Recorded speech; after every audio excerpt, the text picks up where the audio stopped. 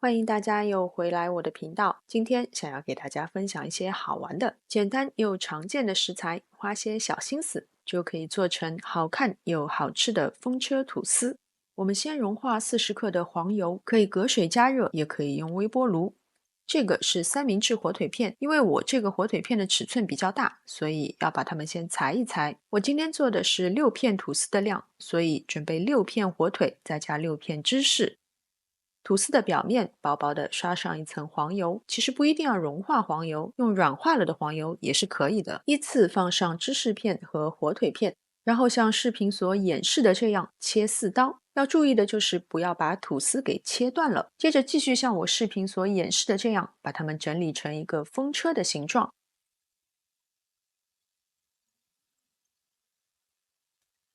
把最后一条吐司边塞在第一条里面，就可以互相卡住了。但是如果担心它在烤的过程中会散开的话呢，也可以先用牙签固定住。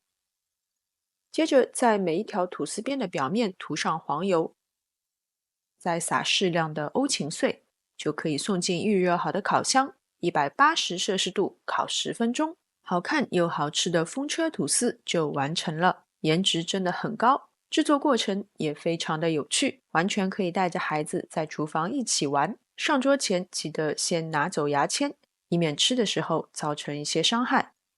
好了，今天的视频就到这边，非常感谢大家的观看。喜欢我的视频，请记得点赞、分享和关注我的频道。我们下次再见。